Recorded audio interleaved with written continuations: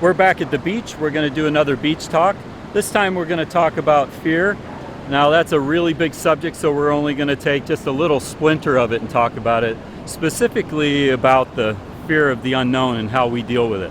Yeah, there's a lot of unknowns going on in the world right now. This is the summer of 2020, and there's a lot of things that we don't know, and that can definitely create a lot of anxiety and fear.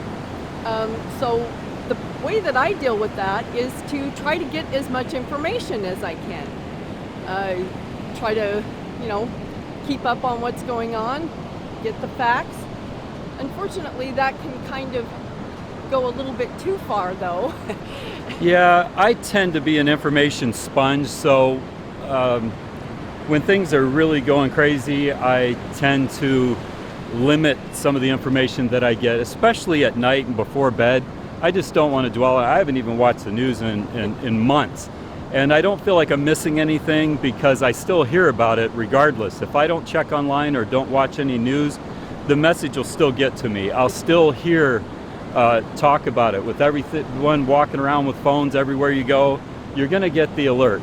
And so I really don't spend a whole lot of time on that myself. Yeah, we kind of differ in that. I definitely need a little bit more information to sort of ease my fears.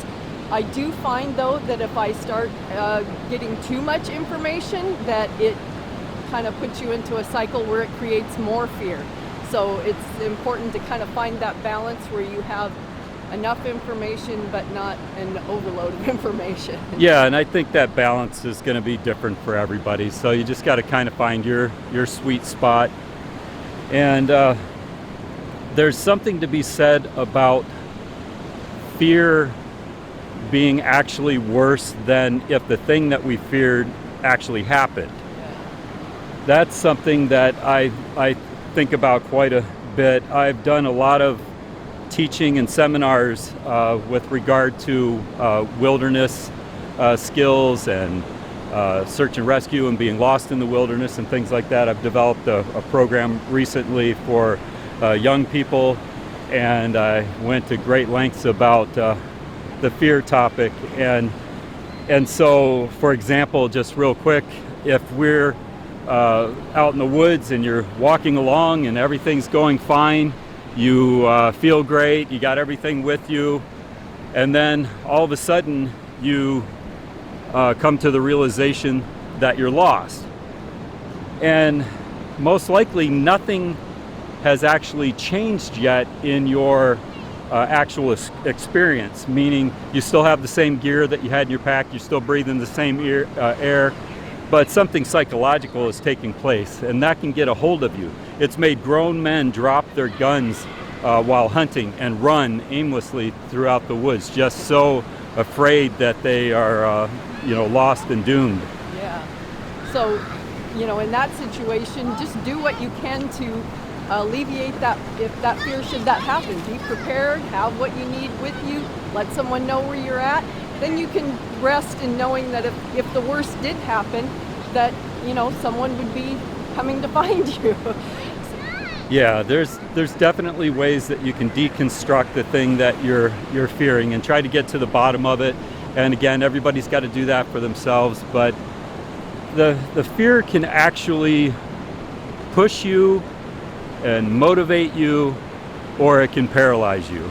Yeah, it can. You can definitely become paralyzed by fear and just not do anything. But what we're trying to do is let the fear just push us to, conquer the fear, or to, just deal with the fear and live our life the best that we can.